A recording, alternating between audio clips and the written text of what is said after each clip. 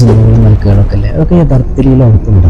നമുക്കൊന്ന് ചെക്ക് ചെയ്ത് നോക്കാം. സയന്റിഫിക്കലി നമ്മുടെ ഈ കാണുന്ന യൂണിവേഴ്സിന്റെ കളർ സ്പെക്ട്രം ആദ്യം നോക്കിയാൽ gamma rays, x rays, ultraviolet, visible area, infrared area, microwaves, radio waves, ഇങ്ങനെ 7 സോണായിട്ട് ഡിവൈഡ് ചെയ്തിട്ടുണ്ട്. ഈ ലെഫ്റ്റ് എൻഡ് തൊട്ടിട്ട് റൈറ്റ് എൻഡ് വരെയുള്ള കളറുകൾ മനുഷ്യന്റെ കണ്ണിന്റെ വിഷൻ ഏരിയ റേഞ്ച് ഈ കാണുന്ന RGB കളറായ 400 to 700 നാനോമീറ്റർ മാത്രമേ നമ്മുടെ വിപുലമായ കണ്ണുകൾ കൊണ്ട് കാണാൻ കഴിയൂ.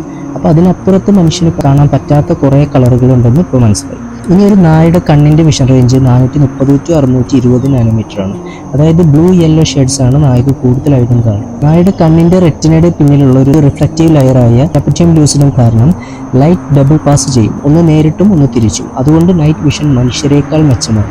രാത്രിയിലെ കാഴ്ച മനുഷ്യനേക്കാൾ 5-6 മടങ്ങ് കൂടുതലും ഫാസ്റ്റ് ആയിട്ടുള്ള മൂവ്മെന്റ്സും പെട്ടെന്ന് ക്യാച്ച് ചെയ്യാൻ നായകൾക്ക് കഴിയും.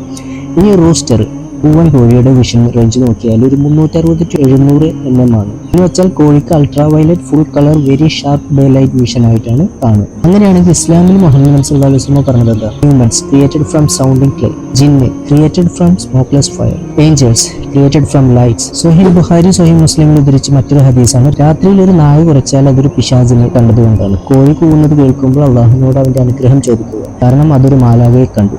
അതിനർത്ഥം എപ്പോഴും കോഴി കൂവുന്നതും നായ കുരക്കുന്നതും ഇതുകൊണ്ടാണെന്ന് നിങ്ങൾ മനസ്സിലാക്കരുത്. എന്ന് വെച്ചാൽ നമ്മുടെ കണ്ണിന്റെ ലിമിറ്റേഷൻ അപ്പുറമുള്ള കളർ സ്പെക്ട്രത്തിലെ ഏതെങ്കിലും മറ്റൊരു കളർ ആയിരിക്കാം ഈ ജിന്നിന്റെയോ മലക്കിന്റെയോ ഒക്കെ കളർ. ഇത് എന്റെ ഒരു വ്യൂ പോയിന്റ് മാത്രമാണ്. മലക്കിനെ വെളിച്ചത്തിൽ നിന്നാണ് സൃഷ്ടിച്ചതെന്ന് ഇസ്ലാം പറയുന്നു. എക്സ്ട്രീംലി ഹൈ ആയിട്ടുള്ള ലൈറ്റ് ആണ് ഗാമ റേസ് എന്ന് സയൻസ് ഇവിടെ തെളിയിക്കുന്നു. അതുപോലെ നമുക്ക് കാണാൻ കഴിയുന്നില്ലെങ്കിൽ പിന്നെ എങ്ങനെയാണ് ഇസ്ലാമിൽ പറഞ്ഞ അല്ലാഹുവിന്റെ അർശിന്റെ താഴെയുള്ള അതിശക്തമായ പ്രകാശത്തിന്റെ സമുദ്രത്തെ നമുക്ക് ഉൾക്കൊള്ളാൻ കഴിയുക? ചുരുക്കി പറഞ്ഞാൽ നമ്മുടെ കണ്ണുകൊണ്ട് കാണാൻ പറ്റാത്ത ഒരുപാട് ജീവനുകൾ നമുക്ക് ചുറ്റുമുണ്ട്. എന്ന് വെച്ചാൽ ഇസ്ലാമും സയൻസും തമ്മിൽ തർക്കമില്ലാതെ മാച്ചായി പോകുന്നുണ്ട്. എഴുത്തും വായനയും അറിയാത്ത 1400 വർഷങ്ങൾക്ക് മുമ്പുള്ള ആ കാലഘട്ടത്തിൽ ഒരാൾക്ക് എങ്ങനെ ഇത്ര ഡീറ്റെയിൽഡ് ആയിട്ട് പറയാൻ പറ്റുന്നു എന്ന് നമ്മൾ ഒന്ന് ചിന്തിക്കണം.